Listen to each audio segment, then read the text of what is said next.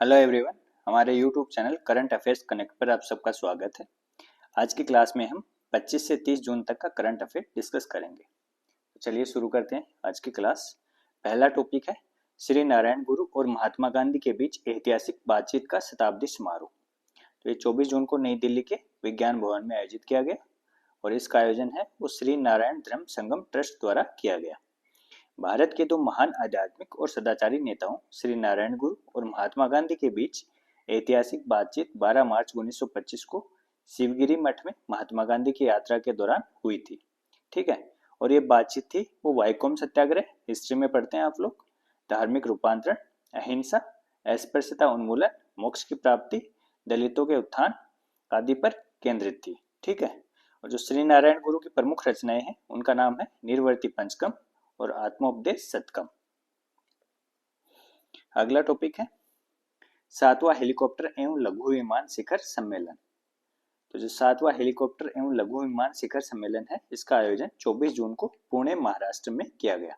ठीक है, कहाँ किया गया? 24 जून को महाराष्ट्र के पुणे में किया गया। और भारत सरकार के नागर विमानन मंत्रालय द्वारा महाराष्ट्र सरकार, पवन हंस और फिक्की के सहयोग से इसका आयोजन किया गया। तो भारत सरकार का नाम नागर विमानन मंत्रालय और महाराष्ट्र सरकार, पवन हंस जो एक हेलीकॉप्टर संचालन कंपनी है, ठीक है, और फिक्की के सहयोग से, जो इंडस्ट्री बॉडी है फिक्की, उसके सहयोग से इसका आयोजन किया गया। और इसकी अध्यक्षता केंद्रीय नागर विमानन मंत्री राम मोहन नायडू किंजरापू द्वारा की गई। नागरिक उड्डयन महानिदेशालय जो DGCA है उसके तहत एक समर्पित हेलीकॉप्टर निदेशालय की स्थापना की इसमें घोषणा की गई। ठीक है, तो DGCA के अंडर में एक डेडिकेटेड हेलीकॉप्टर निदेशालय की स्थापना की जाएगी। नेक्स्ट है गुजरात में संशोधित भारत नेट का शुभारंभ। तो भारत सरकार द्वारा डिजिटल भारत निधि DVN के माध्यम से संशोधित भारत नेट कार्यक्रम के अंतर्गत गुजरात सरकार, भारत सरकार निगम लिमिटेड BSNL और Gujarat fibre grid network limited GFGNL के साथ एक 4 पक्षीय समझौते पर हस्ताक्षर हुए हैं भारत नेट के कार्यान्वयन के लिए। ठीक है, किन किन के बीच हुआ है? गुजरात सरकार, Bharat Sanchar Nigam limited BSNL, Gujarat fibre grid network, इन 4 पक्षों के मध्य हुए हैं। ठीक है, और गुजरात राज्य के नेतृत्व वाले मॉडल के अंतर्गत भारत नेट का उपक्रम संचालित करने वाले देश के 8 राज्यों में से पहला राज्य है। ठीक है, तो जो राज्य के नेतृत्व में जो मॉडल है भारत नेट के क्रियान्वयन के लिए, तो वो देश के 8 राज्यों द्वारा संचालित किया जा रहा है। उसका क्रियान्वयन देश के 8 राज्यों में किया जा रहा है, उसमें से गुजरात है वो पहला राज्य है। ठीक है, संशोधित भारत नेट के सफल कार्यान्वयन से गुजरात में सभी 14,600 ग्राम पंचायतों और सभी गैर ग्रामीण गांवों में मांग के आधार पर निर्बाध और एक समान डिजिटल संपर्क संभव हो सकेगा। और इसका लक्ष्य है वो उन्नत और भविष्य के लिए तैयार डिजिटल संपर्क बुनियादी ढांचे के माध्यम से गुजरात के दूरदराज के हिस्सों में 98% से अधिक सर्विस अप टाइम प्रदान करने का लक्ष्य प्राप्त करना है। ठीक है, ये इसका लक्ष्य है। नेक्स्ट है संशोधित भारत नेट कार्यक्रम। अब संशोधित भारत नेट कार्यक्रम है उसके बारे में देख लेते हैं। तो इसको केंद्रीय मंत्रिमंडल द्वारा 4 अगस्त 2023 को स्वीकृति प्रदान की गई थी। संशोधित भारत नेट कार्यक्रम को 4 अगस्त 2023 को स्वीकृति प्रदान की गई थी भारत सरकार द्वारा, और ये डिजिटल भारत निधि के माध्यम से वित्त पोषित किया जा रहा है। इसका वित्त पोषण है वो डिजिटल भारत निधि DBN के माध्यम से किया जा रहा है। ठीक है, और इसका उद्देश्य है वो रिंग टोपोलॉजी में 2.64 लाख ग्राम पंचायतों को MPLS प्रौद्योगिकी का उपयोग करके ऑप्टिकल फाइबर संपर्क प्रदान करना और मांग संचालित आधार पर लगभग 3.80 लाख गैर ग्राम पंचायत गांव में संपर्क का विस्तार करना। ठीक है, और इसकी जो संशोधित भारत नेट कार्यक्रम है इसकी परियोजना प्रबंधन एजेंसी है वो BSNL को बनाया गया है। अगला है विज्ञान एवं प्रौद्योगिकी विभाग के मोहाली स्थित स्वायत्त संस्थान नैनो विज्ञान एवं प्रौद्योगिकी संस्थान के शोधकर्ताओं के एक दल ने बायोडिग्रेडेबल पॉलीलैक्टिक एसिड PLA से निर्मित एक 3D प्रिंटेड ढांचा तैयार किया है जो पीजो फोटो इलेक्ट्रिक गुणों के लिए जाना जाता है। ठीक है, ये सूर्य के प्रकाश, हल्के कंपन और कृत्रिम बुद्धिमत्ता AI के प्रयोग से पानी से प्रदूषकों को हटाने में सक्षम है। और ये जो 3D प्रिंटेड ढांचा है उस पर बिस्मिथ फेराइट नामक एक विशेष पदार्थ जो उत्प्रेरक है उसका लेप किया गया है। ये क्या करता है बिस्मिथ फेराइट? ये प्रकाश और यांत्रिक ऊर्जा के संपर्क में आने पर प्रदूषकों को तोड़ने की अपनी क्षमता के लिए जाना जाता है। ठीक है, तो जो बिस्मिथ फेराइट है इसका लेप इसलिए किया गया है कि जब प्रदूषक प्रकाश और यांत्रिक ऊर्जा के संपर्क में आ जाते हैं तो वो उनको ब्रेक कर देता है। ठीक है, उनको तोड़ देता है। अपशिष्ट जल के नमूनों से 98.9% कांगो रेड और 74.30% मेथिलीन ब्लू को हटा दिया। ठीक है, तो इस 3D प्रिंटेड ढांचा है जिस पर बिस्मिथ फेराइट का लेप था, तो इसने अपशिष्ट जल के नमूनों से 98.90% कांगो रेड और 74.30% मेथिलीन ब्लू को हटा दिया। ठीक है, नेक्स्ट है भारत सरकार के विज्ञान एवं प्रौद्योगिकी विभाग के प्रौद्योगिकी विकास बोर्ड द्वारा Betex energies private limited Gurugram को क्लोज्ड लूप के माध्यम से बैटरी ग्रेड सामग्री के उत्पादन और मूल्य संवर्धन के लिए प्रौद्योगिकी नामक परियोजना के लिए वित्तीय सहायता प्रदान की गई है। ठीक है, तो किसको की गई है? Betex energies private limited Gurugram को। और ये क्या क्या होगा इस परियोजना के अंतर्गत? तो ये जीवन के अंतिम चरण में पहुंच चुकी लिथियम आयन बैटरियों से बैटरी ग्रेड लिथियम, कोबाल्ट, निकल और मैग्नीज निकालने के लिए स्वदेशी टिकाऊ बैटरी रिसाइकलिंग प्रक्रिया के व्यवसायीकरण पर केंद्रित है। ठीक है, नेक्स्ट है अंतर्राष्ट्रीय आलू केंद्र का दक्षिण एशिया केंद्र। तो अंतर्राष्ट्रीय आलू केंद्र है उसका दक्षिण एशियाई केंद्र खोला गया है। अभी वो कहाँ खोला गया है? वो उत्तर प्रदेश के आगरा के सिंगरा में स्थापित किया जाएगा। कहाँ स्थापित किया जाएगा? उत्तर प्रदेश के आगरा के सिंगरा में। ठीक है, और इसका उद्देश्य आलू और शक्करकंद की उत्पादकता, कटाई के बाद प्रबंधन और मूल्य संवर्धन में सुधार करके खाद्य और पोषण सुरक्षा, किसानों की आय और रोजगार संचरण को बढ़ावा देना है। अगला है ECI नेट।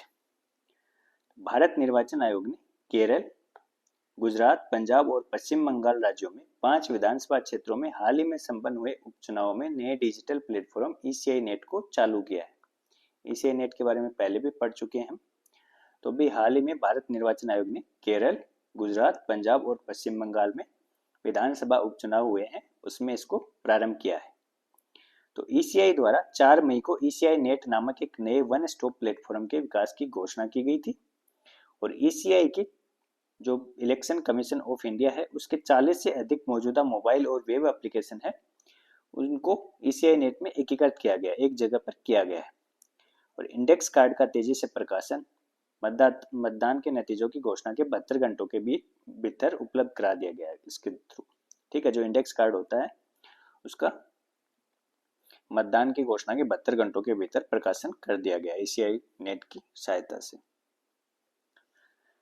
नेक्स्ट है पौधों को गर्मी और बीमारी से निपटने में मदद करने के लिए एक स्मार्ट आणविक उपकरण का विकास किया गया है। ये भारत सरकार के विज्ञान और प्रौद्योगिकी विभाग के एक स्वायत्त संस्थान बोस इंस्टीट्यूट के शोधकर्ताओं द्वारा इसको विकसित किया गया है। पौधों को गर्मी और बीमारी से निपटने में मदद करने के लिए ये एक स्मार्ट आणविक उपकरण है। ठीक है, और इसका विकास किया गया है बोस इंस्टीट्यूट के शोधकर्ताओं द्वारा। ठीक है, तो CRISPR क्लस्टर्ड रेगुलरली क्रिस्पर। तो क्रिस्पर के बारे में अपन पढ़ते हैं। क्रिस्पर इसका फुल फॉर्म है clustered regularly interspaced short palindromic repeats के DCAS9 नामक एक संशोधित संस्करण का इसमें उपयोग किया गया है। ठीक है, एक स्मार्ट आणविक उपकरण है जिसका विकास किया गया है उसमें क्रिस्पर DCAS9 नामक एक संशोधित संस्करण का उपयोग किया गया है क्रिस्पर के। DCAS9 DNA को काटने के बजाय एक स्विच की तरह काम करता है जो जीन को चालू या बंद कर सकता है। ठीक है, तो इसके अंतर्गत DNA को काट के अलग करके और दूसरा DNA उसकी जगह लगाने के बजाय, ठीक है, जो DCAS9 है वो एक स्विच की तरह काम करता है जो जीन को चालू या बंद कर देता है। जीन वहीं पर रहता है, केवल उसको चालू या बंद कर दिया जाता है इसके थ्रू। स्विच तब तक बंद रहता है जब तक कि पौधे को तनाव न हो। और टमाटर के पौधे से NACM TF3 नामक एक प्राकृतिक प्रोटीन के एक छोटे टुकड़े का उपयोग इसमें किया गया। ठीक है, और टीएम डोमेन नामक ये हिस्सा एक टेदर की तरह काम करता है और D-9 स्विच को नियंत्रण कक्ष के बाहर लो करके रखता है।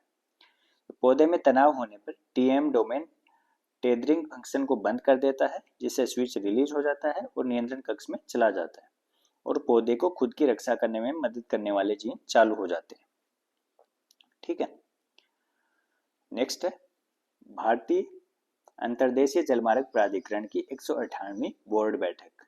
तो इसका आयोजन 25 जून को नई दिल्ली में किया गया। भारतीय अंतर्देशीय जलमार्ग प्राधिकरण है IWAI, उसकी 198वीं बोर्ड बैठक है। तो उसका आयोजन 25 जून को नई दिल्ली में किया गया। पूर्वोत्तर में अंतर्देशीय जल परिवहन विकास के लिए सील घाट, विश्वनाथ घाट और गुईजान में 3 पर्यटक जेटी और असम के नेमाटी में एक पर्यटक सह कार्गो जेटी स्थापित करने को मंजूरी दी गई। ठीक है, तो 3 पर्यटक जेटी का स्थापना कहाँ की जाएगी? सील घाट, विश्वनाथ घाट और गुईजान में। ठीक है, और असम के नेमाटी में एक पर्यटक सह कार्गो जेटी की स्थापना को मंजूरी दी गई है। और असम के डिब्रूगढ़ के बोगीबील में क्षेत्रीय उत्कृष्टता केंद्र का विकास किया जाएगा।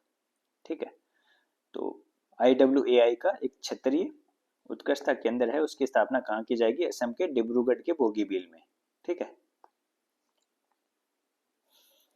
बिहार के पटना में स्थापित की जाने वाली जहाज मरम्मत सुविधा के लिए विस्तृत परियोजना रिपोर्ट तैयार करने का काम NTCPWC बंदरगाहों, जलमार्गों और तटों के लिए राष्ट्रीय प्रौद्योगिकी केंद्र IIT मद्रास को सौंपा गया है। ठीक है, तो बिहार में जो जहाज मरम्मत सुविधा है स्थापित की जाएगी, तो उसके लिए DPR तैयार करने का काम IIT मद्रास के अंतर्गत एक केंद्र है NTCPW, उसको सौंपा गया है। श्यामा प्रसाद मुखर्जी पोर्ट द्वारा पश्चिम बंगाल के बालाघाट में विकसित किए जाने वाले विस्तारित पोर्ट गेट सिस्टम को मंजूरी दी गई। ठीक है, तो ये विस्तारित पोर्ट गेट सिस्टम है, वो कहाँ विकसित किया जाएगा? तो ये श्यामा प्रसाद मुखर्जी पोर्ट द्वारा पश्चिम बंगाल के बालाघाट में, इसको भी मंजूरी दी गई। और भारतीय सड़क कांग्रेस की तर्ज पर भारतीय जलमार्ग कांग्रेस की स्थापना की भी इसमें स्वीकृति दी गई है। ठीक है, तो भारतीय जो सड़क कांग्रेस आयोजित होती है, उसी की तर्ज पर भारतीय जलमार्ग कांग्रेस का भी आयोजन किया जाएगा। नेक्स्ट है ग्रामीण विकास मंत्रालय और कौशल विकास और उद्यमशीलता मंत्रालय के बीच नई दिल्ली में एक समझौता ज्ञापन पर हस्ताक्षर हुए हैं। और वो किस लिए हुआ है? कौशल विकास और उद्यमशीलता मंत्रालय की तकनीकी विशेषज्ञता और संस्थागत संरचना को दीनदयाल अंत्योदय योजना, राष्ट्रीय ग्रामीण आजीविका मिशन की व्यापक जमीनी पहुंच और क्रियान्वयन क्षमताओं के साथ जोड़कर ग्रामीण क्षेत्रों में आजीविका के अवसरों को सशक्त बनाना, स्वयं सहायता समूहों की महिलाओं के कौशल, बाजार पहुंच और उद्यमशीलता क्षमताओं को इस प्रकार विकसित करना कि वे वैश्विक कार्यबल का हिस्सा बन सकें। तो इसके लिए ग्रामीण विकास मंत्रालय और कौशल विकास और उद्यमिता मंत्रालय के बीच में एक समझौता ज्ञापन पर हस्ताक्षर हुए हैं। नेक्स्ट है समुद्री सुरक्षा पर हिंद महासागर नौसेना संगोष्ठी कार्य समूह की बैठक, IWG MARSEC। तो इसका आयोजन 23 से 25 जून के बीच में नई दिल्ली में किया गया। ठीक है, समुद्री सुरक्षा पर हिंद महासागर नौसेना संगोष्ठी कार्य समूह की बैठक, तो इसका आयोजन 23 से 25 जून तक नई दिल्ली में किया गया और इसका आयोजन है वो भारतीय नौसेना द्वारा किया गया है।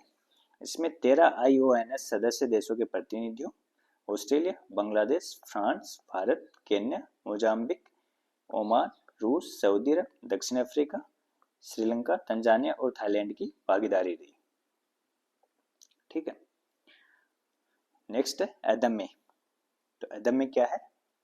तो एक गोवा शिपयार्ड लिमिटेड GSL द्वारा 8 FPV परियोजना के तहत निर्मित गोवा शिपयार्ड लिमिटेड द्वारा 8 FPV परियोजना के तहत निर्मित पहला फास्ट पेट्रोल वेसल है अदम्य।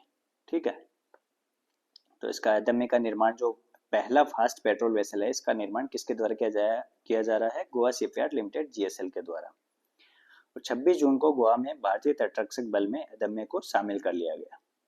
भारतीय तटरक्षक बल के बेड़े में अपनी श्रेणी का पहला जहाज है जिसमें कंट्रोलेबल पिच प्रोपेलर और स्वदेशी रूप से विकसित गियरबॉक्स है, जो समुद्र में जहाज को बेहतर फुर्ती और परिचालन लचीलापन प्रदान करते हुए बेहतर प्रदर्शन करते हैं।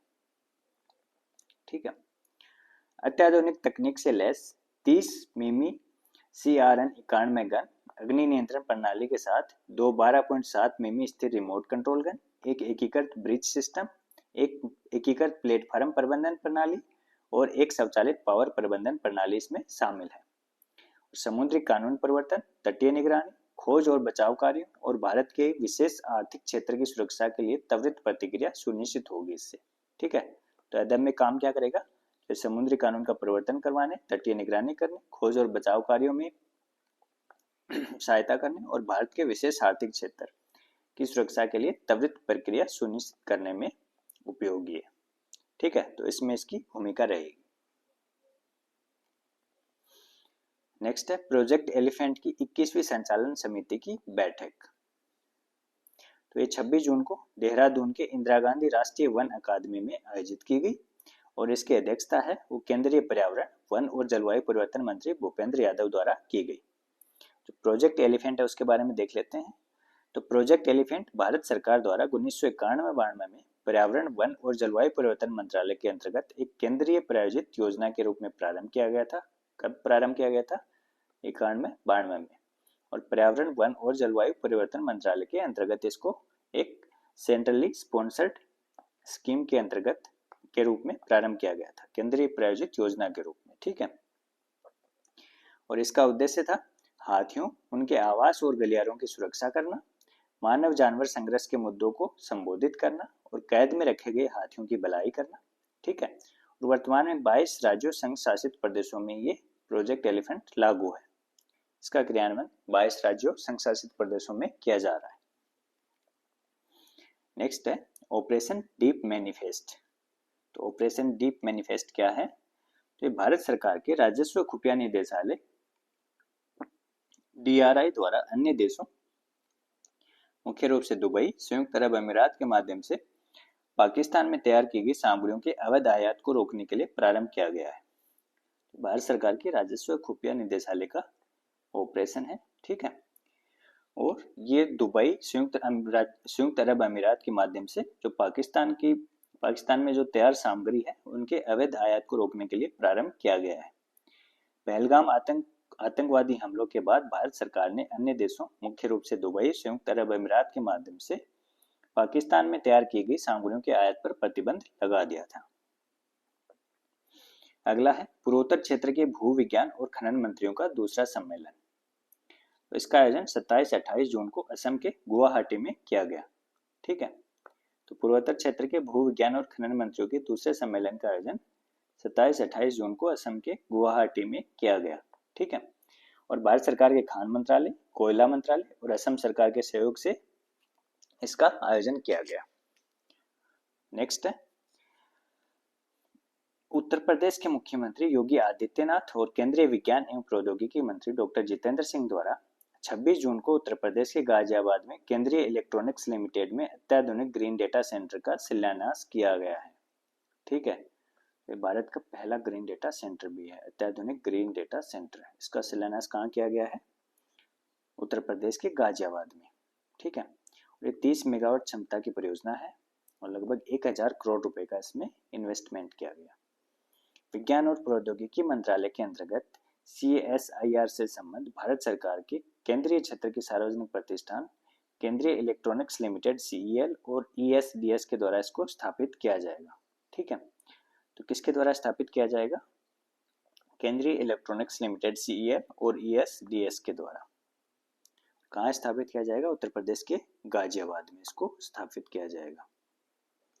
नेक्स्ट है पतन, पोत परिवहन और जलमार्ग मंत्रालय द्वारा प्रारंभ प्रमुख तकनीकी पहल। तो पतन, पोत परिवहन और जलमार्ग मंत्रालय MO, PSW और CDAC के मध्य समुद्री क्षेत्र के लिए डिजिटल उत्कृष्टता केंद्र स्थापित करने के लिए एक समझौता ज्ञापन पर हस्ताक्षर हुए हैं। तो समुद्री क्षेत्र के लिए डिजिटल उत्कृष्टता केंद्र स्थापित करने के लिए किन किन के मध्य समझौता ज्ञापन पर हस्ताक्षर हुए हैं? तो पतन, पोत परिवहन और जलमार्ग मंत्रालय और CDAC के मध्य। ठीक है, तो पहला इसमें जो पहल है वो है सागर सेतु प्लेटफॉर्म। PM गति शक्ति राष्ट्रीय मास्टर प्लान के साथ संयोजित सागर सेतु कई सेवा प्रदाताओं को एकीकृत करता है ताकि निर्बाध एक्जिम संबंधित सेवाएं प्रदान की जा सके। तो जो एक्सपोर्ट के लिए जो एक्जिम सेवाएं हैं, एक्सपोर्ट इंपोर्ट के लिए, वो प्रदान कर सके निर्बाध रूप से, उसके लिए सागर सेतु प्लेटफॉर्म को लॉन्च किया गया है। पोत और कार्गो दस्तावेजीकरण के लिए प्रसंस्करण समय को उल्लेखनीय रूप से कम करने के लिए इसको डिजाइन किया गया है। ठीक है, नेक्स्ट है 80 से अधिक बंदरगाहों और 40 प्रमुख हितधारकों को जोड़ता है और व्यापक उद्योग के अंगीकरण को प्रतिबिंबित करता है। तो इसके अंतर्गत जो सागर सेतु प्लेटफॉर्म है उसमें 80 से अधिक बंदरगाह और 40 प्रमुख हितधारक हैं, उनको एक जगह लेके आता है। ठीक है, नेक्स्ट पहला है gateway to green, assessing port readiness for green hydrogen transition in India report का प्रकाशन। ठीक है, तो ये जो रिपोर्ट है गेटवे टू ग्रीन, इसका प्रकाशन भारतीय बंदरगाह संघ के सहयोग से किया गया है। ठीक है, और भारतीय बंदरगाहों को ग्रीन हाइड्रोजन उत्पादन, भंडारण और निर्यात के केंद्रों में बदलने के लिए एक रोड मैप की रूपरेखा ये रिपोर्ट प्रस्तुत करती है। नेक्स्ट पहला है Drishti, data driven decision support review institutional information system for hastening and tracking implementation. ठीक है, तो ये समुद्री भारत विजन 2030 और अमृतकाल विजन 2047 के कार्यान्वयन में तेजी लाने के लिए एक व्यापक निगरानी ढांचा है। ठीक है, और ये 4 रणनीतिक स्तंभों केपीआई मॉनिटरिंग, उपलब्धियों की ट्रैकिंग, संगठनात्मक निगरानी और कार्यात्मक सेल ओवरसाइट पर निर्मित किया गया। नेक्स्ट है सागरमाला वित्त निगम लिमिटेड, SMFCL, सागरमाला वित्त निगम लिमिटेड। तो ये समुद्री क्षेत्र में भारत की पहली गैर बैंकिंग वित्तीय कंपनी है। तो ये जो समुद्री क्षेत्र है उसमें भारत की पहली NBFC है, गैर बैंकिंग वित्तीय कंपनी। 26 जून को केंद्रीय पतन, पोत परिवहन और जलमार्ग मंत्री सर्बानंद सोनोवाल द्वारा इसका उद्घाटन किया गया। और एक मिनी रत्न श्रेणी 1 केंद्रीय सार्वजनिक क्षेत्र का उपक्रम है।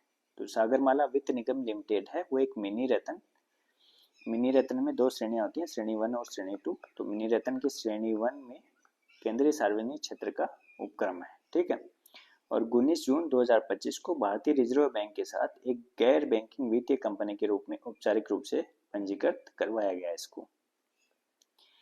और ये क्या काम करेगी, तो ये समुद्री क्षेत्र में वित्त पोषण की कमी को पूरा करना और बंदरगाह प्राधिकरणों, शिपिंग कंपनियों, MSME, स्टार्टअप और समुद्री शैक्षणिक संस्थानों जैसे विविध हितधारकों को लघु, मध्यम और दीर्घकालिक वित्त पोषण प्रदान करेगी। जो सागरमाला वित्त निगम लिमिटेड है वो समुद्री क्षेत्र में फाइनेंस उपलब्ध करवाएगी। नेक्स्ट है विज्ञान एवं प्रौद्योगिकी क्लस्टर वार्षिक रिपोर्ट 2024-25। भारत सरकार के प्रधान वैज्ञानिक सलाहकार के जो कार्यालय है, ठीक है, तो उसके द्वारा ये जारी की गई है। और भारत के जो प्रधान वैज्ञानिक सलाहकार हैं प्रोफेसर अजय कुमार सूद, उन्होंने 26 जून को नई दिल्ली में एक बैठक में इसको जारी किया है। तो विज्ञान एवं प्रौद्योगिकी क्लस्टर पहल है भारत सरकार के लिए OPSA का एक प्रमुख कार्यक्रम है। ठीक है, जो भारत सरकार के प्रधान वैज्ञानिक सलाहकार का कार्यालय है उसका एक प्रमुख कार्यक्रम है, उसके द्वारा जारी की गई है। प्रधानमंत्री की विज्ञान, प्रौद्योगिकी एवं नवाचार सलाहकार परिषद की सिफारिशों के आधार पर 2020 में इसको प्रारंभ किया गया था। इसका उद्देश्य अकादमिक संस्थानों, अनुसंधान एवं विकास संगठनों, उद्योग, स्टार्टअप और स्थानीय सरकारों जैसे हितधारकों को एक साथ लाना, ताकि नवीन विचारों के माध्यम से मांग संचालित समाधान प्रदान किया जा सके। ठीक है, और वर्तमान में पूरे देश में 8 क्लस्टर सक्रिय हैं। ठीक है, तो भारत में वर्तमान में 8 विज्ञान एवं प्रौद्योगिकी क्लस्टर हैं, वो सक्रिय हैं। कौन कौन से हो? पहला है आंध्र प्रदेश में टेक जोन बेंगलुरु, दूसरा है बेंगलुरु विज्ञान और प्रौद्योगिकी क्लस्टर, तीसरा है Bhubaneswar city knowledge and innovation cluster, चौथा है Delhi research implementation and innovation cluster, पांचवा है Jodhpur city knowledge and innovation cluster, छठा है Punjab university IIT Ropar regional accelerator for holistic innovation, छठा है पुणे नॉलेज क्लस्टर, सातवां है research and innovation circle of Hyderabad इसमें शामिल है। टोटल 8 हैं। ठीक है, तो इसमें से आंध्र प्रदेश पहला हो गया, ये बेंगलुरु वाला दूसरा हो गया, भुवनेश्वर वाला तीसरा हो गया, दिल्ली वाला चौथा हो गया, जोधपुर पांचवा हो गया, पंजाब ये छठा हो गया, पुणे वाला सातवां हो गया और research and innovation circle of Hyderabad total 8 हैं। ठीक है, नेक्स्ट है नौसेना अलंकरण समारोह 2025। तो 27 जून को नई दिल्ली में नवनिर्मित नौसेना भवन में पहली बार आयोजित किया गया है नौसेना अलंकरण समारोह। जो नौसेना भवन नई दिल्ली में बना है उसमें पहली बार इसका आयोजन किया गया है। तो नौसेना प्रमुख एडमिरल दिनेश के त्रिपाठी द्वारा राष्ट्रपति की ओर से कुल 51 कार्मिकों को पुरस्कार प्रदान किए गए। टोटल कितने नौसेना पदक प्रदान किए गए हैं? टोटल 51 किए गए हैं, जिसमें से एक युद्ध सेवा पदक है, 13 नौसेना पदक हैं वीरता के लिए, 8 नौसेना पदक हैं कर्तव्य के प्रति समर्पण और 17 विशिष्ट सेवा पदक शामिल हैं। टोटल 51 है। सर्वश्रेष्ठ हरित अभ्यास के लिए CNS ट्रॉफी है, वो क्रमशः औद्योगिक और गैर औद्योगिक श्रेणियों में मटेरियल ऑर्गेनाइजेशन विभाग, औद्योगिक में मटेरियल ऑर्गेनाइजेशन विभाग को और गैर औद्योगिक में INS शिवाजी को प्रदान की गई। और नौसेना का जो आदर्श वाक्य है वह है राष्ट्रीय समुद्री हितों की रक्षा कभी भी कहीं भी। अगला है टेक वर्ष 2025। तो ये भारत सरकार के इलेक्ट्रॉनिक्स और सूचना प्रौद्योगिकी मंत्रालय द्वारा 27 से 28 जून को टेक वर्ष 2025 का पहला संस्करण लॉन्च किया गया है। किसके द्वारा किया गया है? भारत सरकार के इलेक्ट्रॉनिक्स और सूचना प्रौद्योगिकी मंत्रालय द्वारा। ठीक है। और इलेक्ट्रॉनिक्स और सूचना प्रौद्योगिकी मंत्रालय के प्रमुख रिसर्च R&D संगठनों CDEC, CMET और समीर द्वारा विकसित 150 से अधिक अत्याधुनिक तकनीकों का इसमें प्रदर्शन किया गया। और सार्वजनिक रूप से वित्त पोषित अनुसंधान को बाजार तैयार उत्पादों में बदलने में एक निर्णायक कदम है। ठीक है। तो काम क्या करता है ये? जो सार्वजनिक रूप से वित्त पोषित अनुसंधान है उनको बाजार तैयार उत्पादों में बदलने में इसकी भूमिका रहती है। ठीक है। शुरुआती चरणों में ही अनुसंधान को उद्योग से जोड़ने की एक रणनीतिक पहल है। अगला है केंद्रीय नवीन एवं नवीकरणीय ऊर्जा मंत्री प्रहलाद जोशी द्वारा बेंगलुरु के बेदादी औद्योगिक क्षेत्र में बैटरी ऊर्जा भंडारण विनिर्माण सुविधा का उद्घाटन किया गया है। ये भारत की सबसे बड़ी और सबसे उन्नत बैटरी ऊर्जा भंडारण प्रणाली है। तो भारत की सबसे बड़ी और सबसे उन्नत बैटरी ऊर्जा भंडारण प्रणाली का उद्घाटन कहाँ किया गया है? बेंगलुरु के बेदादी औद्योगिक क्षेत्र में। बेंगलुरु के बेदादी औद्योगिक क्षेत्र में। नेक्स्ट, कृषि एवं संबंध क्षेत्रों से उत्पादन के मूल्य पर सांख्यिकी की रिपोर्ट 2011-12 से 23-24 के लिए। इसको सांख्यिकी और कार्यक्रम कार्यान्वयन मंत्रालय के तहत राष्ट्रीय सांख्यिकी कार्यालय NSO द्वारा जारी किया गया है। और इसके प्रमुख निष्कर्ष देख लेते हैं। पहला है वर्तमान मूल्यों पर कृषि एवं संबंध क्षेत्रों का सकल मूल्य संवर्धन GVA 2011-12 में 1502,000 करोड़ रुपए से बढ़कर 23-24 में 48,78,000 करोड़ रुपए हो गया है। इसमें लगभग 225% की वृद्धि हुई है। ठीक है। और स्थिर मूल्यों पर कृषि और संबंध क्षेत्र से उत्पादन का सकल मूल्य GVO जो है वो 2011-12 में 19,008,000 करोड़ रुपए से बढ़कर के 23-24 में 29,49,000 करोड़ रुपए हो गया। इसमें लगभग 54.6% की वृद्धि हुई है। और स्थिर मूल्यों पर कृषि एवं संबंध क्षेत्रों के कुल GVO में फसल, पशुधन, वानिकी एवं मत्स्य पालन का हिस्सा है वो देख लेते हैं। ठीक है। तो कृषि स्थिर मूल्यों पर कृषि एवं संबंध क्षेत्रों के कुल GVO में जो फसल, पशुधन, वानिकी और मत्स्य पालन का हिस्सा, फसल का हिस्सा है 2011 में था 62.4% और 2023-24 में हो गया 54.1%। तो इसमें कमी आई है, डिक्रीज हुआ है। ठीक है। और पशुधन का हिस्सा 11-12 में 25.6 था और ये 23-24 में बढ़कर 31.2 हो गया, ये बढ़ा है। वानिकी का हिस्सा 7.8 था जो 7.7 हो गया, इसमें मामूली कमी आई है। और जो मत्स्य पालन का हिस्सा 4.2 था वो बढ़ करके 7 हो गया, तो इसमें अच्छी खासी वृद्धि हुई है। ठीक है। तो इसमें पशुधन और मत्स्य पालन का हिस्सा है वो तो बढ़ा है और फसल और वानिकी का हिस्सा है वो कम हुआ है। ठीक है।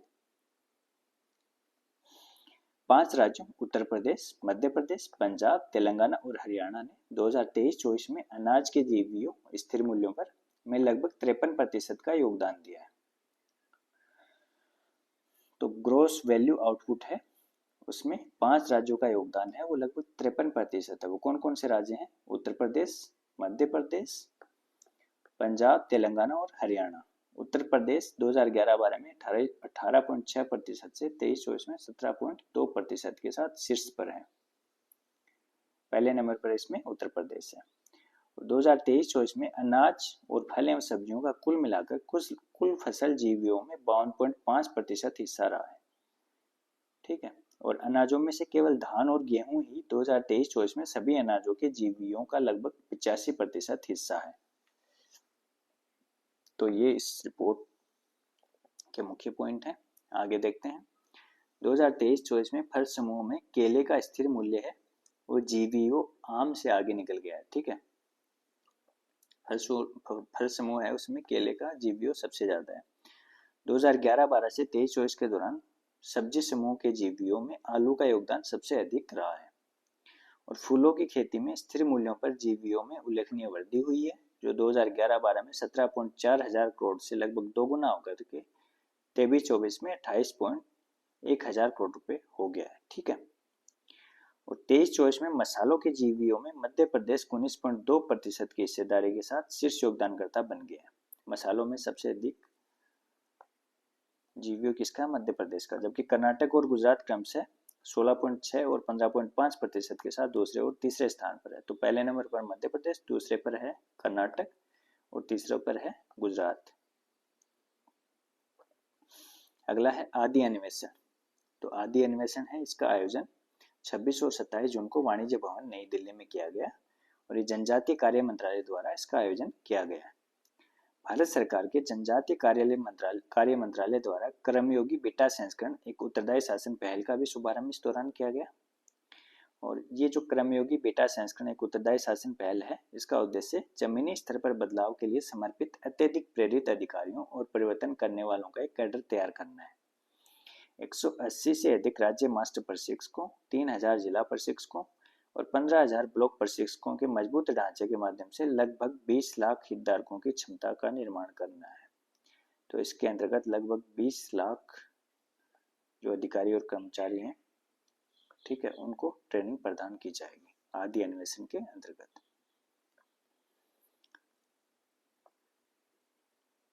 आदि अन्वेषण के अंतर्गत जो कर्मयोगी बेटा संस्करण एक उत्तरदायी शासन पहल प्रारंभ की गई है, उसके अंतर्गत 20 लाख हितधारकों को ट्रेनिंग प्रदान की जाएगी। नेक्स्ट है माय भारत पोर्टल पर व्हाट्सएप चैटबॉट। तो माय भारत पोर्टल है, उस पर एक व्हाट्सएप चैटबॉट का प्रारंभ किया गया है। भारत सरकार के युवा कार्यक्रम और खेल मंत्रालय द्वारा जो माय भारत पोर्टल है उसका व्हाट्सएप के साथ एकीकरण प्रारंभ कर दिया गया है। व्हाट्सएप चैटबॉट अब माय भारत पोर्टल पर लाइव है और इसे सीधे व्हाट्सएप नंबर ये दिए गए हैं, इनके द्वारा भी इस्तेमाल किया जा सकता है, जो उपयोगकर्ताओं को प्लेटफॉर्म के साथ बातचीत करने का अधिक आसान, वास्तविक समय और उपयोगकर्ता के अनुकूल तरीका प्रदान करता है। जो माय भारत पोर्टल है वो एक प्रौद्योगिकी मंच है जिसे युवा मामलों के विभाग द्वारा डिजाइन किया गया है और डिजिटल इंडिया कॉर्पोरेशन, इलेक्ट्रॉनिक्स और सूचना प्रौद्योगिकी मंत्रालय भारत सरकार ने इसको विकसित किया है ताकि देश की युवा शक्ति को जोड़ने के लिए एक संस्थागत पद्धति विकसित की जा सके। सेवा भाव और कर्तव्य बोध के भारतीय लोकाचार के साथ युवाओं को सशक्त बनाने के मुख्य प्रयोजन से मंच विभिन्न स्वयं सेवा और सीखने की गतिविधियों में सहभागिता, विशेषज्ञों से मार्गदर्शन प्राप्त करने, युवा प्रोफाइल और सीवी बनाने और अन्य युवाओं से जुड़ने और अन्य रोमांचक क्षमता निर्माण गतिविधियों का विकल्प प्रदान करता है। नेक्स्ट है मुख्यमंत्री कन्या विवाह मंडप योजना। तो बिहार कैबिनेट द्वारा 24 जून को, ये बिहार सरकार की योजना है, राज्य की सभी 8,053 ग्राम पंचायतों में 4,026 करोड़ रुपए के अनुमानित परिव्यय के साथ विवाह हॉल के निर्माण को मंजूरी दी गई है। बिहार सरकार की योजना है मुख्यमंत्री कन्या विवाह मंडप योजना। इसके अंतर्गत जो ग्राम पंचायत है राज्य की, उनमें विवाह हॉल का निर्माण किया जाएगा और प्रत्येक ग्राम पंचायत को इसके लिए 50 लाख रुपए का फंड दिया गया है। इसकी अवधि योजना की 5 वर्ष रखी गई है। नेक्स्ट है तेलंगाना सरकार द्वारा तेलंगाना औद्योगिक परियोजना अनुमोदन और स्व प्रमाणन प्रणाली में आर्टिफिशियल इंटेलिजेंस उपकरणों को एकीकृत करने की घोषणा की गई है। और भारत बायोटेक इंटरनेशनल वैश्विक बायोफार्मा प्रमुख जीएसके द्वारा विकसित दुनिया की पहली मलेरिया वैक्सीन जो है RTS.S, उसकी आपूर्ति 2026 से वैक्सीन गठबंधन गावी को शुरू करेगा। तो भारत बायोटेक इंटरनेशनल है वो वैश्विक बायोफार्मा प्रमुख है जीएसके, उसके द्वारा विकसित मलेरिया की पहली वैक्सीन है RTS.S उसकी आपूर्ति 2026 से जो वैक्सीन गठबंधन है गावी उसको शुरू की जाएगी। ठीक है। अगला है मॉस्किटो ड्रोन। तो चीन के हुनान प्रांत में national university of defence technology के वैज्ञानिकों द्वारा विकसित मच्छर के आकार का एक माइक्रो एरियल व्हीकल है मॉस्किटो ड्रोन, और इसकी लंबाई लगभग 1 से 2 सेंटीमीटर और वजन लगभग 0.3 ग्राम है। युद्ध के मैदान में जासूसी और विशेष कार्यों के लिए इसको डिजाइन किया गया है। ये एक मक्खी के आकार का, मच्छर के आकार का है मॉस्किटो ड्रोन। ठीक है। और चीन की national university of defence technology के द्वारा इसको विकसित किया गया है। नेक्स्ट है एशिया ओशिनिया क्षेत्र के लिए Billie Jean King cup heart पुरस्कार। एशिया ओशिनिया क्षेत्र के लिए बिली जीन किंग हार्ट पुरस्कार है वो भारतीय टेनिस खिलाड़ी श्रीवल्ली भामीदीपति को प्रदान किया गया है। किसको प्रदान किया गया है? श्रीवल्ली भामीदीपति को। ये अंतर्राष्ट्रीय टेनिस महासंघ द्वारा प्रदान किया जाता है। अगला है जाह्नवी टांगेटी। तो जाह्नवी टांगेटी है वो Titan orbital port space station, जो एक अमेरिकी कंपनी की अंतरिक्ष अवसंरचना परियोजना है, उसके लिए चुनी गई है। Titan orbital port space station के लिए चुनी गई है जाह्नवी टांगेटी। और ये Titan orbital port space station है वो एक अमेरिकी निजी कंपनी है, उसकी परियोजना है। तो इस परियोजना के अंतर्गत जो जाह्नवी टांगेटी है 2029 में अंतरिक्ष की यात्रा करेंगी, और 5 घंटे के इस मिशन में चालक दल ग्रह के चारों ओर 2 बार उड़ान भरेगा।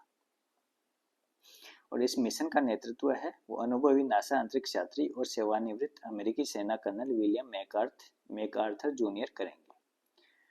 और नासा के the international air and space programme को पूरा करने वाली पहली भारतीय है जाह्नवी टांगेटी, जिनको इस परियोजना के लिए, इस मिशन के लिए चुना गया है। और ये आंध्र प्रदेश के पश्चिमी गोदावरी जिले के पल्लाकोलू की रहने वाली है। अगला है बिहार सरकार ने सीतामढ़ी जिले में देवी सीता की जन्मस्थली पुनौरा धाम में मां जानकी मंदिर के निर्माण एवं पुनर्विकास के लिए मुख्य सचिव की अध्यक्षता में 9 सदस्यीय ट्रस्ट का गठन किया है। तो मां जानकी मंदिर का निर्माण एवं पुनर्विकास कहाँ किया जा रहा है? तो बिहार के सीतामढ़ी जिले में पुनौरा धाम है वहां पर। ठीक है। और the emergency diaries years that forced a leader. तो ये बुक है, बुक का नाम है the emergency diaries years that forced a leader. तो इसको प्रधानमंत्री नरेंद्र मोदी के आपातकाल विरोधी आंदोलन है, उसके अनुभवों का संकलन है, और इसका विमोचन गृह मंत्री अमित शाह द्वारा किया गया हाल ही में। अगला है शक्ति भट्ट पुरस्कार 2025। तो ये जारा चौधरी को प्रदान किया गया है उनके संस्मरण द लकी वंस के लिए। ठीक है। और उप महाद्वीप के नवोदित लेखों को मान्यता देने के लिए शक्ति भट्ट फाउंडेशन द्वारा 2008 में पहली बार इसको प्रारंभ किया गया था, और 2025 का पुरस्कार है वो अंतिम शक्ति भट्ट पुरस्कार है, और ये जारा चौधरी को प्रदान किया गया। अगला है पराग जैन। तो पराग जैन है उनको रो का प्रमुख नियुक्त किया गया है। ठीक है। रिसर्च एंड एनालिसिस विंग रो, जो भारत की खुफिया एजेंसी है रो, उसका प्रमुख नियुक्त किया गया है। ये पंजाब कैडर के 1989 बैच के आईपीएस अधिकारी हैं, और इन्होंने रवि सिन्हा का स्थान लिया है। तो अभी रो प्रमुख कौन है? पराग जैन। नेक्स्ट है भारत दक्षिण अफ्रीका 9वीं संयुक्त रक्षा समिति की बैठक। तो इसका आयोजन 23 से 24 जून तक दक्षिण अफ्रीका के जोहान्सबर्ग में किया गया, और दक्षिण अफ्रीका के प्रतिनिधि मंडल का नेतृत्व इस बैठक में कार्यवाहक रक्षा सचिव डॉक्टर थोबेकेले गामेदे ने किया। ठीक है। और भारतीय प्रतिनिधि मंडल का नेतृत्व रक्षा सचिव राजेश कुमार सिंह द्वारा किया गया, और इस बैठक में पनडुब्बी सहयोग पर एक समझौते पर हस्ताक्षर किए गए। अगला है शंघाई सहयोग संगठन के रक्षा मंत्रियों की बैठक। तो शंघाई सहयोग संगठन के रक्षा मंत्रियों की बैठक है, उसका आयोजन 25 से 26 जून तक चीन के किंगदाओ में किया गया। कहाँ किया गया? चीन के किंगदाओ में। और इसमें भारतीय प्रतिनिधि मंडल का नेतृत्व रक्षा मंत्री राजनाथ सिंह द्वारा किया गया। और शंघाई सहयोग संगठन के बारे में देख लेते हैं। तो ये 2001 में गठित एक अंतर सरकारी संगठन है, SCO। और इसके सदस्य कौन कौन है? तो भारत, कजाकिस्तान, चीन, किर्गिस्तान, पाकिस्तान, रूस, तजाकिस्तान, ताजिकिस्तान, उज्बेकिस्तान, ईरान और बेलारूस इसके सदस्य हैं। भारत वर्ष 2017 में इसका पूर्ण सदस्य बना था, और वर्ष 2023 में इसकी अध्यक्षता भी भारत ने संभाली है। भारत एससीओ का मेंबर बना था 2017 में और 2023 में इसका अध्यक्ष भी रह चुका है। और चीन ने शंघाई भावना की निरंतरता गतिमान एससीओ थीम के अंतर्गत वर्ष 2025 के लिए एससीओ की अध्यक्षता संभाली है।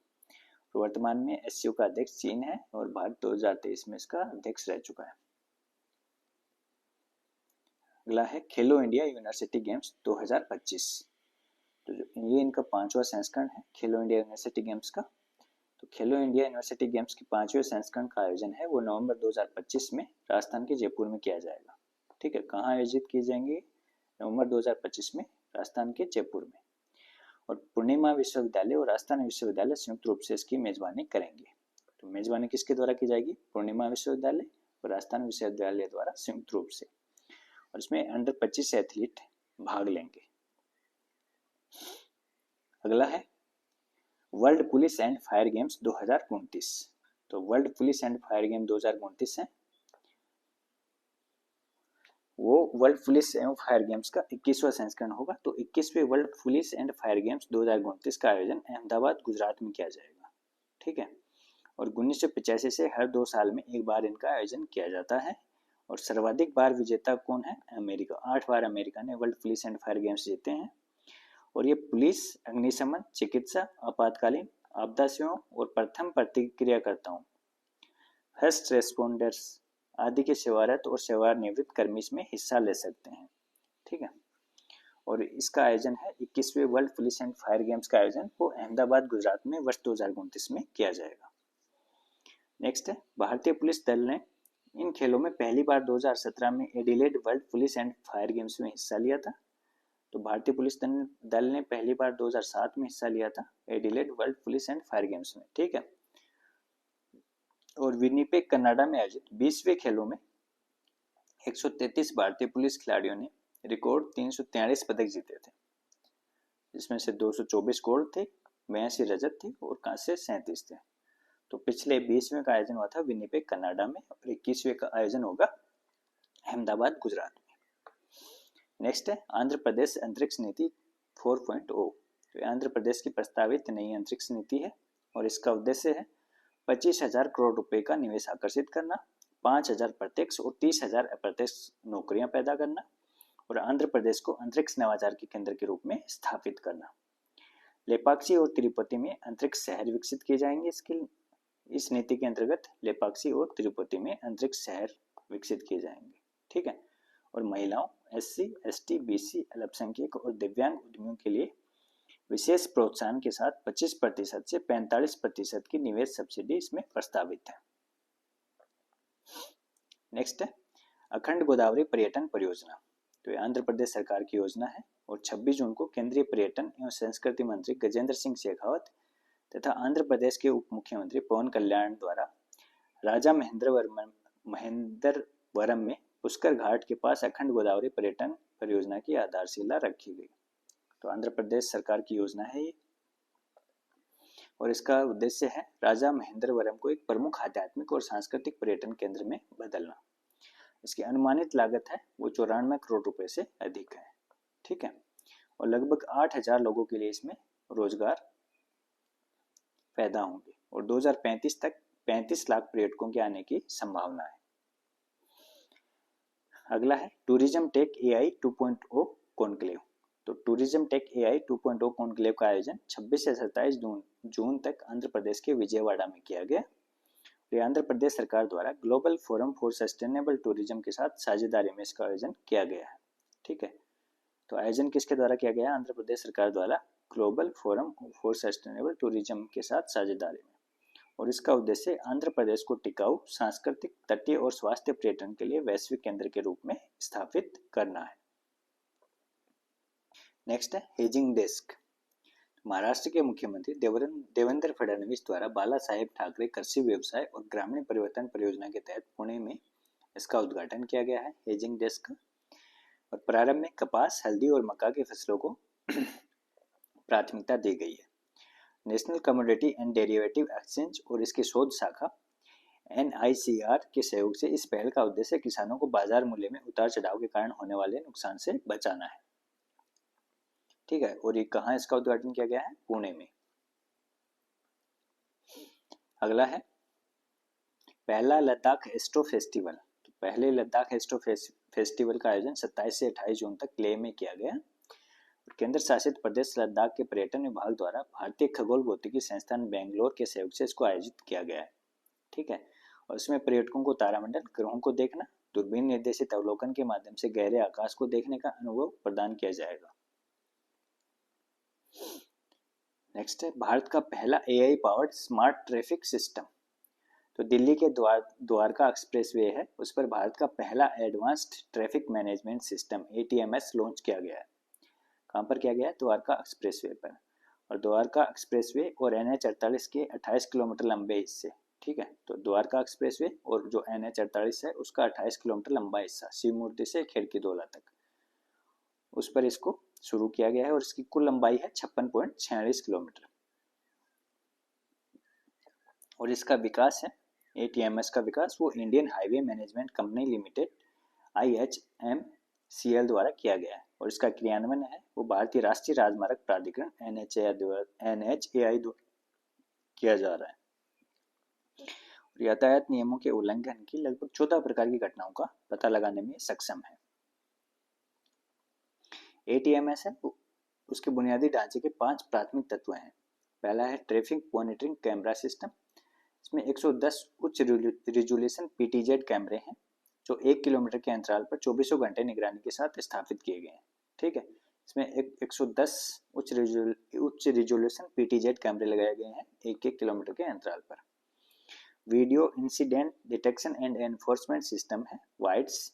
Vehicle actuated speed display system है एक्चुएटेड, ठीक है, वेट्स जिसको बोलते हैं। और variable message sign board VMS है और एक सेंट्रल कंट्रोल रूम है। तो ये इसके 5 प्राथमिक तत्व हैं ATMS के। बिहार का पहला परमाणु ऊर्जा संयंत्र। तो केंद्रीय बजट 2025-26 में 20,000 करोड़ रुपए के आवंटन के साथ घोषित परमाणु ऊर्जा मिशन के अंतर्गत ये स्थापित किया जाएगा। केंद्रीय ऊर्जा मंत्री मनोहर लाल खट्टर द्वारा केंद्र की मंजूरी के बाद राज्य में लघु मॉड्यूलर रिएक्टर आधारित परमाणु ऊर्जा संयंत्र की घोषणा की गई है। ठीक है, SMR लघु मॉड्यूलर रिएक्टर आधारित। तो लघु मॉड्यूलर रिएक्टर है वो एक उन्नत परमाणु रिएक्टर है जिनकी विद्युत क्षमता प्रति यूनिट 300 मेगावाट तक होती है, जो परंपरागत परमाणु ऊर्जा रिएक्टरों की उत्पादन क्षमता का लगभग 1/3 है। नेक्स्ट है एक्सियोम मिशन 4 AX4। तो एक्सियोम स्पेस द्वारा ISS के लिए चौथा निजी मानव अंतरिक्ष उड़ान मिशन है ये। और एक्सियोम स्पेस नासा और स्पेसएक्स का संयुक्त मिशन है। ISS पर इसके अंतर्गत 14 दिन ये अंतरिक्ष यात्री रह के आएंगे, अभी वापस भी आ गए हैं वो। ठीक है, वो टोटल 18 दिन वहाँ पे रह के आए हैं क्योंकि वापसी में थोड़ी देरी हो गई थी। और 25 जून को अमेरिका के फ्लोरिडा के केनेडी स्पेस सेंटर के लॉन्च कॉम्प्लेक्स 39A से SpaceX फाल्कन 9 रॉकेट द्वारा कक्षा में इसको प्रक्षेपित किया गया था। इसका मिशन क्रू देख लेते हैं। तो इससे शुभांशु शुक्ला थे जो भारत से थे। यह अंतर्राष्ट्रीय अंतरिक्ष स्टेशन ISS है, उस पर जाने वाले पहले भारतीय हैं और राकेश शर्मा के बाद अंतरिक्ष में जाने वाले दूसरे भारतीय। ठीक है, तो राकेश शर्मा सोयूज T11 से गए थे। ठीक है, तो राकेश शर्मा के बाद अंतरिक्ष में जाने वाले दूसरे भारतीय और ISS पर जाने वाले पहले भारतीय हैं शुभांशु शुक्ला। और इनको भारतीय अंतरिक्ष अनुसंधान संगठन इसरो के गगनयान मिशन के लिए ये चुने गए 4 अंतरिक्ष यात्री हैं, उनमें से एक है। दूसरा है पैगी वेटसन USA, ये मिशन कमांडर थी। तीसरे हैं स्लावोज उजनान्स्की विस्नियेवस्की, ये पोलैंड के हैं। और चौथे हैं टिबोर कापू, ये हंगरी के हैं। तो इसमें 4 अंतरिक्ष यात्री शामिल थे। ठीक है, और इस मिशन का उद्देश्य था अंतरिक्ष पर्यटन और निजी अनुसंधान सहित पृथ्वी की निचली कक्षा में वाणिज्यिक गतिविधियों को सक्षम बनाना और सूक्ष्म गुरुत्व में वैज्ञानिक प्रयोगों का संचालन करना, जिससे पदार्थ विज्ञान, जीव विज्ञान, पृथ्वी अवलोकन और जीवन विज्ञान पर ध्यान केंद्रित करना। ठीक है, व्यवसाय और विज्ञान के लिए मंच के रूप में वाणिज्यिक अंतरिक्ष स्टेशनों की व्यवहार्यता का प्रदर्शन करना और अंतरिक्ष अन्वेषण में अंतर्राष्ट्रीय सहयोग को मजबूत करना, ये इसके उद्देश्य थे। भारत में पूरी तरह से डिजाइन और विकसित 7 पूर्ण स्वदेशी माइक्रोग्रेविटी प्रयोगों का ग्रुप कैप्टन शुभांशु शुक्ला द्वारा ISS पर संचालन किया गया। वो कौन कौन से हैं? पहला है खाद्य सूक्ष्म सवाल का अध्ययन। तो international centre for genetic engineering and biotechnology और ब्रिक NIPGR नई दिल्ली द्वारा ये प्रयोग किया गया था। ये सूक्ष्म गुरुत्वाकर्षण में खाद्य सूक्ष्म शैवाल की 3 चयनित किस्मों की वृद्धि और चयापचय का अवलोकन करने पर केंद्रित था। दूसरा था अंतरिक्ष की परिस्थितियों में अंकुरित बीजों, खासतौर पर मूंग और मेथी के अंकुरण और पोषण गुणों की जांच। तो ये UAS धारवाड़ और IIT धारवाड़ का प्रयोग था। ठीक है। तीसरा है अंतरिक्ष में मांसपेशियों के नुकसान के महत्वपूर्ण मुद्दे का समाधान। तो ये ब्रिक इन स्टेम बेंगलुरु का प्रयोग था। चौथा है अंतरिक्ष की परिस्थितियों में टार्डिग्रेड्स के अस्तित्व, पुनरुत्थान और प्रजनन की जांच। ये IISc बेंगलुरु को प्रयोग था। पांचवा माइक्रोग्रेविटी में मनुष्यों और इलेक्ट्रॉनिक डिस्प्ले के बीच के संपर्क पर केंद्रित है। तो ये IISc बेंगलुरु का था। छठा है वो है सूक्ष्म गुरुत्वाकर्षण में नाइट्रोजन स्रोत के रूप में यूरिया का उपयोग करके साइनोबैक्टीरिया के विकास की खोज। ये ICGEB नई दिल्ली का प्रयोग था। और सातवां था बीज अनुकूलन परीक्षण। इसमें चावल, लोबिया, तिल, बैंगन और टमाटर के बीजों का परीक्षण किया गया। ये 7 प्रयोग थे जो शुभांशु शुक्ला द्वारा किए गए और ये भारत के संस्थानों के प्रयोग थे। ठीक है। नेक्स्ट है राष्ट्रमंडल संसदीय संघ CPA भारत क्षेत्र के जोन सेकंड का वार्षिक सम्मेलन। तो इसका आयोजन 30 जून को धर्मशाला के तपोवन में किया गया और इसका उद्घाटन है वो लोकसभा अध्यक्ष ओम बिरला द्वारा किया गया। और इसका विषय डिजिटल युग में सुशासन, संसाधनों का प्रबंधन, लोकतंत्र की रक्षा और नवाचार को अपनाना रखा गया था। और भारत क्षेत्र के जोन सेकंड में दिल्ली, हरियाणा, हिमाचल प्रदेश, जम्मू और कश्मीर तथा पंजाब राज्य शामिल हैं। कौन कौन से हैं? दिल्ली, हरियाणा, हिमाचल प्रदेश, जम्मू और कश्मीर और पंजाब, ये भारत क्षेत्र के जोन सेकंड में शामिल है। तो CPA है वो एक वैश्विक संगठन है जो संसदीय लोकतंत्र को मजबूत करने के लिए सांसदों को एक साथ लाता है। और CPA के वैश्विक स्तर पर 9 क्षेत्र हैं: अफ्रीका, एशिया, ऑस्ट्रेलिया, ब्रिटिश द्वीप और भूमध्य सागरीय, कनाडा, कैरेबियन, अमेरिका और अटलांटिक, भारत, प्रशांत और दक्षिण पूर्व एशिया। तो ये इसके 9 क्षेत्र हैं। CPA भारत क्षेत्र के भीतर 9 क्षेत्र हैं और CPA भारत क्षेत्र उसके भीतर भी 9 क्षेत्र हैं, जिसमें से प्रत्येक एक विशिष्ट भौगोलिक क्षेत्र को कवर करता है। नेक्स्ट है लेफ्टिनेंट जनरल दिनेश सिंह राणा। ये अंडमान और निकोबार कमान के कमांडर इन चीफ हैं और अभी हाल ही में इनको गढ़वाल राइफल्स के 23वें कर्नल ऑफ द रेजिमेंट के रूप में नियुक्त किया गया है। उपसेना प्रमुख लेफ्टिनेंट जनरल NS राजा सुब्रमण्य का इन्होंने स्थान लिया है। ठीक है, उनकी जगह पर इनको नियुक्त किया गया। अगला है बाल मृत्यु दर पर अनुमान के लिए संयुक्त राष्ट्र अंतर एजेंसी समूह की 2024 की रिपोर्ट। तो इसमें देख लेते हैं इसकी फाइंडिंग्स। तो भारत में कुल जनसंख्या में शून्य खुराक वाले बच्चों का प्रतिशत है जो वो 2023 में 0.11% से घट करके 2024 में 0.06% हो गया है। ठीक है।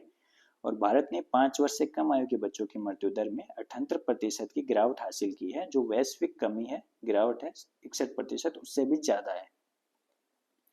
और जो नवजात मृत्यु दर है उसमें 70% की गिरावट आई है। ठीक है, जबकि वैश्विक स्तर पर ये 54% थी। नेक्स्ट है इंडिया एनर्जी स्टेक IES, तो भारत सरकार के विद्युत मंत्रालय की पहल है और इसका उद्देश्य भारत के ऊर्जा क्षेत्र के लिए एकीकृत, सुरक्षित और अंतर संचालनीय डिजिटल बुनियादी ढांचे का निर्माण करना है। विद्युत मंत्रालय इंडिया एनर्जी स्टेक के जरिए विद्युत क्षेत्र के डिजिटल आधार को फिर से तैयार कर रहा है। एक ऐसी डिजिटल सार्वजनिक अवसंरचना जो विद्युत मूल्य श्रृंखला में प्रबंधन, निगरानी और नवाचार के लिए एक मानकीकृत, सुरक्षित और खुला मंच प्रदान करेगी। ठीक है। तो IES है वो निम्नलिखित को पेशकश करेगा: उपभोक्ताओं, परिसंपत्तियों और लेन देन हेतु विशिष्ट ID, वास्तविक एवं सहमति आधारित डेटा का साझाकरण और निर्बाध प्रणालीगत एकीकरण हेतु ओपन API और उपभोक्ता सशक्तिकरण, बाजार की सुलभता और नवाचार हेतु उपकरण। IES का मार्गदर्शन करने हेतु विद्युत मंत्रालय द्वारा प्रौद्योगिकी, विद्युत क्षेत्र और नियामक क्षेत्रों के विशेषज्ञों को शामिल करते हुए नंदन नीलेकणी के नेतृत्व में एक समर्पित कार्यदल का गठन, टास्क फोर्स का गठन किया गया है। ठीक है। तो इंडिया एनर्जी स्टेक के लिए एक टास्क फोर्स गठित की गई है, किसकी अध्यक्षता में? नंदन नीलेकणी की अध्यक्षता में। ठीक है।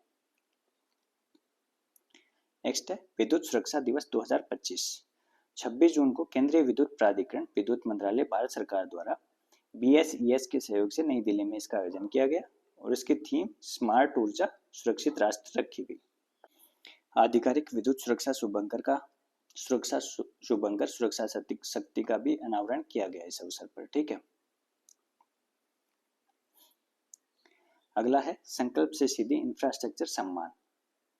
तो पतन पथ परिवहन और जलमार्ग मंत्रालय के तहत भारतीय अंतर्देशीय जलमार्ग प्राधिकरण को जलमार्ग विकास परियोजना के कार्यान्वयन हेतु प्रदान किया गया है। किसको प्रदान किया गया है? भारतीय अंतर्देशीय जलमार्ग प्राधिकरण को प्रदान किया गया है संकल्प से सीधी इंफ्रास्ट्रक्चर सम्मान। 26-27 जून को नई दिल्ली में आयोजित ETH supply chain management fest 2025 के दौरान प्रदान किया गया है। और राष्ट्रीय जलमार्ग 1 गंगा नदी की क्षमता बढ़ाने के उद्देश्य से तैयार की गई जलमार्ग विकास परियोजना वर्तमान में उत्तर प्रदेश के वाराणसी से पश्चिम बंगाल की हल्दिया तक गंगा नदी के 1390 किलोमीटर लंबे खंड पर जारी है और झारखंड तथा बिहार से होकर के गुजरेगी। तो इस योजना के क्रियान्वयन के लिए भारतीय अंतर्देशीय जलमार्ग प्राधिकरण को संकल्प से सीधे इंफ्रास्ट्रक्चर सम्मान प्रदान किया गया है। अगला है फुटबॉल फॉर स्कूल्स F4S। तो federation international D football association FIFA का कार्यक्रम है और इसका उद्देश्य स्कूली प्रणाली के भीतर विद्यार्थियों के लिए खेल को अधिक सुलभ बनाकर जमीनी स्तर पर फुटबॉल को बढ़ावा देना है। और फीफा द्वारा भारत के अलावा 129 अन्य देशों के स्कूली विद्यार्थियों के लिए 9.60 लाख से अधिक फुटबॉल का योगदान दिया गया है। और भारत में अखिल भारतीय फुटबॉल महासंघ और भारतीय खेल प्राधिकरण के समर्थन से department of school education and literacy द्वारा इसको कार्यान्वित किया जा रहा है। केंद्रीय शिक्षा मंत्री धर्मेंद्र प्रधान की अध्यक्षता में 29 जून को पश्चिम बंगाल में कोलकाता के फोर्ट विलियम स्थित PM श्री केंद्रीय विद्यालय में फुटबॉल फॉर स्कूल्स के अंतर्गत फीफा फुटबॉल वितरण कार्यक्रम का शुभारंभ किया गया। तो कहां पर किया गया? कोलकाता के फोर्ट विलियम स्थित PM श्री केंद्रीय विद्यालय में F4S कार्यक्रम का शुभारंभ धर्मेंद्र प्रधान द्वारा किया गया। और इस कार्यक्रम का आयोजन है वो शिक्षा मंत्रालय और अखिल भारतीय फुटबॉल महासंघ द्वारा किया गया था। और पूरे राज्य में पश्चिम बंगाल में 88,113 फुटबॉलों का वितरण इस कार्यक्रम के अंतर्गत किया जाएगा, F4S के अंतर्गत किया जाएगा। ठीक है, नेक्स्ट राष्ट्रीय हल्दी बोर्ड। 29 जून को केंद्रीय गृह मंत्री अमित शाह द्वारा तेलंगाना के निजामाबाद में राष्ट्रीय हल्दी बोर्ड के मुख्यालय का उद्घाटन किया गया है। कहां पर किया गया है? तेलंगाना के निजामाबाद में। अक्टूबर 2023 में अधिसूचित राष्ट्रीय हल्दी बोर्ड को जनवरी 2025 में लॉन्च किया गया था और बोर्ड केंद्रीय वाणिज्य और उद्योग मंत्रालय के अधीन स्थापित किया गया है। ठीक है, किसके अधीन स्थापित किया गया है? केंद्रीय वाणिज्य और उद्योग मंत्रालय के अधीन। हल्दी को गोल्डन स्पाइस के नाम से भी जाना जाता है और हल्दी एक एंटीवायरल, एंटी कैंसर और सूजन रोधी औषधि है। ठीक है, एंटीवायरल, एंटी कैंसर और सूजन रोधी औषधि है। भारत दुनिया में हल्दी का सबसे बड़ा उत्पादक है। उत्पादक, उपभोक्ता और निर्यातक तीनों है सबसे बड़ा। ठीक है, उत्पादक भी सबसे बड़ा है, उपभोक्ता भी सबसे बड़ा है और निर्यातक भी सबसे बड़ा है। वैश्विक हल्दी उत्पादन का 75% से अधिक भारत में पैदा होता है। तो हल्दी के विश्व व्यापार में भारत की हिस्सेदारी 62% से अधिक है। और भारत के शीर्ष हल्दी उत्पादक राज्य कौन कौन से हैं? महाराष्ट्र और तेलंगाना। ठीक है, और भारत सरकार का वर्ष 2030 तक $1 अरब हल्दी निर्यात का लक्ष्य है। कितना है? 2030 तक $1 अरब। ये था राष्ट्रीय हल्दी बोर्ड के बारे में। नेक्स्ट है सांख्यिकी में प्रोफेसर CR राव राष्ट्रीय पुरस्कार 2025। तो ये IIM कोलकाता के सहायक प्रोफेसर डॉक्टर प्रजामित्र भूयान को प्रदान किया गया है। सांख्यिकी में प्रोफेसर CR राव राष्ट्रीय पुरस्कार 2025 डॉक्टर प्रजामित्र भूयान को प्रदान किया गया है। 19वें सांख्यिकी दिवस समारोह पर 29 जून को नई दिल्ली स्थित डॉक्टर अंबेडकर अंतर्राष्ट्रीय केंद्र में आयोजित एक समारोह में डॉक्टर प्रजामित्र भूयान को यह पुरस्कार प्रदान किया गया। इसको देता कौन है? तो ये भारत सरकार का जो सांख्यिकी एवं कार्यक्रम कार्यान्वयन मंत्रालय है वो इस पुरस्कार को प्रदान करता है। अगला है GOI स्टेट्स। तो सांख्यिकी एवं कार्यक्रम कार्यान्वयन मंत्रालय के अंतर्गत राष्ट्रीय नमूना सर्वेक्षण कार्यालय NSO द्वारा राष्ट्रीय सांख्यिकी दिवस 2025 पर 29 जून को नई दिल्ली में GOI स्टेट्स मोबाइल एप्लीकेशन का शुभारंभ किया गया। तो एक मोबाइल एप्लीकेशन है GOI स्टेट्स और इसका उद्देश्य सभी नागरिकों के लिए आधिकारिक सांख्यिकी को सुलभ और उपयोगकर्ता केंद्रित बनाना है। ठीक है, तो ये सांख्यिकी एवं कार्यक्रम कार्यान्वयन मंत्रालय द्वारा विकसित है। ठीक है, उसके अंतर्गत एक संगठन है NSO राष्ट्रीय नमूना सर्वेक्षण कार्यालय, तो उसके द्वारा इसका शुभारंभ किया गया है इस मोबाइल एप्लीकेशन का। अगला है सतत विकास लक्ष्य राष्ट्रीय संकेतक फ्रेमवर्क प्रगति रिपोर्ट 2025। 29 जून को 19वें सांख्यिकी दिवस के अवसर पर सांख्यिकी और कार्यक्रम कार्यान्वयन मंत्रालय द्वारा इस रिपोर्ट को जारी किया गया है और इसमें 17 SDG की राष्ट्रीय स्तर की प्रगति का निगरानी के बारे में बताया गया। ठीक है, ये क्या करता है, 17 जो SDG लक्ष्य हैं उसकी राष्ट्रीय स्तर पर जो प्रगति है उसकी निगरानी करती है ये रिपोर्ट। इसके प्रमुख निष्कर्ष क्या है, तो सामाजिक सुरक्षा प्रणालियों स्तरों पर कवर की गई जनसंख्या 2016 में 22% थी, वो अब बढ़कर के 2025 में 64.30% हो गई है। तो सोशल सिक्योरिटी के अंतर्गत जो कवर की गई जनसंख्या 2025 में है वो है 64.30% भारत में। ठीक है, और कृषि में प्रति श्रमिक सकल मूल्य संवर्धन है 15-16 में 61,247 रुपये से बढ़कर के 24-25 में 94,110 रुपये हो गया है। ठीक है, तो कृषि में जो श्रमिक है उनका सकल मूल्य वर्धन वो 94,110 रुपये हो गया है 2024-25 में। नेक्स्ट है ग्रामीण क्षेत्रों में उन्नत पेयजल स्रोत का उपयोग करने वाली जनसंख्या का प्रतिशत 94.57% से बढ़कर के 24-25 में 99.62% हो गया है और कुल स्थापित बिजली उत्पादन में नवीकरणीय ऊर्जा की हिस्सेदारी 15-16 में 16.2% से बढ़कर के 24-25 में 22.13% हो गई है इस रिपोर्ट के अनुसार। ठीक है, और देश में स्थापित नवीकरणीय ऊर्जा उत्पादन क्षमता 14-15 में 64.04% थी, 0.4 वाट प्रति व्यक्ति थी, वह बढ़कर के 24-25 में 156.61 वाट प्रति व्यक्ति हो गई है और स्थापित अपशिष्ट पुनर्चक्रण संयंत्रों की संख्या 19-20 में 829 से बढ़कर के 24-25 में 3036 हो गई। तो ये इस रिपोर्ट की प्रमुख निष्कर्ष है। और स्टार्टअप इंडिया के तहत मान्यता प्राप्त स्टार्टअप की संख्या 16 में 453 थी और 24 में 34,293 हो गई है। ग्रामीण क्षेत्रों में घरेलू व्यय का जो गिनी गुणांक है जो 11-12 में 0.283 था और अब घट करके 23-24 में 0.237 हो गया है और शहरी क्षेत्रों के लिए 2011-12 में 363 था, 363 था, वो अब 23-24 में 284 हो गया है। इसका मतलब है कि अधिक समान व्यय और कम आय असमानता में कमी आई है और व्यय की समानता में बढ़ोतरी हुई है। ठीक है, 2005 के स्तर की तुलना में 2020 में सकल घरेलू उत्पाद की उत्सर्जन तीव्रता है उसमें 36% की कमी आई है। ठीक है, जो इंटरनेट उपभोक्ता हैं उनकी कुल संख्या 2015 में 302.36 से बढ़कर के 2024 में 954.40 हो गई है, ये मिलियन में है। ठीक है, और संसाधित अपशिष्ट का प्रतिशत 15-16 में 17.97% था, वो अब बढ़ करके 80.70% हो गया है और कुल भौगोलिक क्षेत्र में वन क्षेत्र का प्रतिशत 2015 में 21.34% था, वो बढ़कर के 21.76% हो गया है। नेक्स्ट है डॉक्टर नरेंद्र जाधव समिति। तो ये महाराष्ट्र सरकार द्वारा प्राथमिक कक्षाओं में त्रिभाषा नीति पर अध्ययन करने के लिए गठित की गई है डॉक्टर नरेंद्र जाधव समिति। महाराष्ट्र सरकार ने भी त्रिभाषा नीति को लागू करने की घोषणा कर दी थी और हिंदी को इसमें शामिल किया था, तो उसका बड़े स्तर पर विरोध हुआ था। तो उसके बाद में सरकार बैकफुट पर आ गई और उन्होंने इसकी अपने फैसले को वापस ले लिया और इसके लिए इसकी समीक्षा के लिए एक समिति गठित की, डॉक्टर नरेंद्र जाधव समिति। तो हाल ही में महाराष्ट्र सरकार ने त्रिभाषा नीति पर 16 अप्रैल और 17 जून को जारी सरकारी संकल्पों को रद्द कर दिया, जिसमें प्राथमिक विद्यालयों में हिंदी को तीसरी भाषा के रूप में शामिल किया गया था। नेक्स्ट है केंद्रीय माध्यमिक शिक्षा बोर्ड CBSE द्वारा अगले साल से कक्षा 10 की बोर्ड परीक्षाएं 2 सत्रों में आयोजित करवाई जाएगी। पहला सत्र होगा प्रारंभिक परीक्षा जो होगी वो अनिवार्य होगी सबके लिए फरवरी में और दूसरा मई में।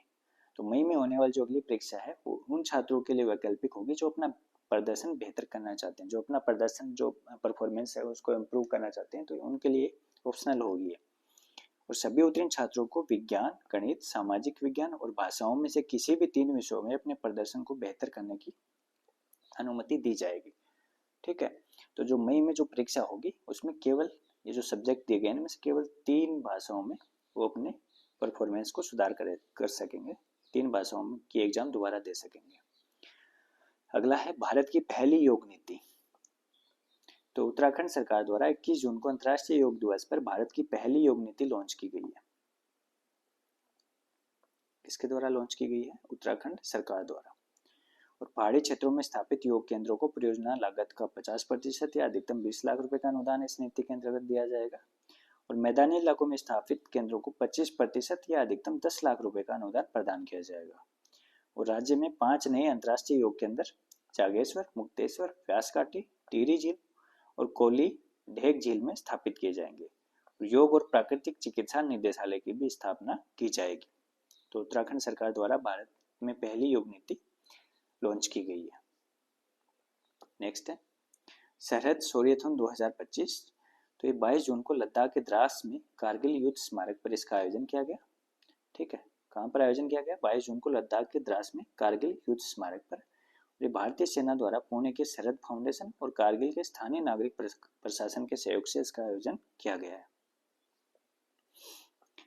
नेक्स्ट है राष्ट्रीय रक्षा अनुप्रयोगों के लिए संयुक्त अनुसंधान, नवाचार और स्वदेशीकरण को बढ़ावा देने के लिए भारतीय सेना की पश्चिमी कमान द्वारा आईआईटी रोपड़ और आईआईटी कानपुर के साथ एक समझौता ज्ञापन पर हस्ताक्षर किए गए हैं। किसके साथ किए गए हैं? भारतीय सेना की पश्चिमी कमान द्वारा आईआईटी रोपड़ और आईआईटी कानपुर के साथ। अम्बेडकर मैसेज, अम्बेडकर के संदेश, ये DS वीरैया की पुस्तक है अम्बेडकर मैसेज। ठीक है। और केंद्रीय मंत्री जी किशन रेड्डी द्वारा गुवाहाटी में भारतीय खान ब्यूरो के नए क्षेत्रीय कार्यालय का उद्घाटन किया गया। तो भारतीय खान ब्यूरो है वो उसका नया क्षेत्रीय कार्यालय कहाँ स्थापित किया गया है? असम के गुवाहाटी में। ठीक है। रक्षा राज्य मंत्री संजय सेठ ने 25 से 27 जून तक मेडागास्कर में राजधानी अंटाननरिवो की आधिकारिक यात्रा की और मेडागास्कर स्वतंत्रता दिवस की 65वीं वर्षगांठ और मालागासी सशस्त्र बलों के गठन समारोह में भारत का प्रतिनिधित्व किया। ठीक है। और भारत सरकार के गृह मंत्रालय के राजभाषा विभाग द्वारा नई दिल्ली के भारत मंडपम में राजभाषा विभाग की 50वीं वर्षगांठ मनाई गई। तो राजभाषा विभाग की 50 साल हो गए स्थापना को। हिमाचल प्रदेश सरकार है वो राज्य की सभी पंचायतों में आपातकालीन प्रतिक्रिया केंद्रों की स्थापना करेगी। ठीक है। हिमाचल प्रदेश सरकार द्वारा जो राज्य के सभी पंचायत हैं उनमें आपातकालीन प्रतिक्रिया केंद्रों की स्थापना की जाएगी। जो भारतीय अभिनेता कमल हसन है उनको ऑस्कर प्रशासन द्वारा ऑस्कर वोटिंग कमेटी में शामिल होने के लिए आमंत्रित किया गया है। और केंद्र शासित प्रदेश लद्दाख ने लद्दाख आरक्षण संशोधन विनियमन 2025 द्वारा नियंत्रण रेखा और वास्तविक नियंत्रण रेखा के साथ स्थित लेह के 18 राजस्व गांव और LOC के साथ स्थित कारगिल जिले के 34 राजस्व गांवों को आरक्षित क्षेत्र घोषित कर दिया है। ठीक है, ताकि इन क्षेत्रों के निवासियों को सरकारी नौकरी और अन्य क्षेत्रों में आरक्षण का लाभ मिल सके। और जो भारत सरकार का बैंकिंग कार्मिक चयन IBPS है उसके द्वारा आयोजित परीक्षाओं में उम्मीदवारों के सत्यापन के लिए आधार प्रमाणीकरण के उपयोग को अधिकृत कर दिया गया। तब आधार का उपयोग किया जाएगा आइडेंटिफाई करने के लिए पहचान पत्र के रूप में। और भारत द्वारा मोजाम्बिक को 3300 हॉर्स पावर के 10 डीजल इलेक्ट्रिक इंजन का निर्यात किया गया है और ये बनारस लोकोमोटिव वर्क्स द्वारा निर्मित किए गए। तो ये थी आज की क्लास। अगर आपको क्लास पसंद आई हो तो शेयर, सब्सक्राइब और लाइक ज़रूर कीजिएगा। मिलते हैं अगली क्लास में। Thank you.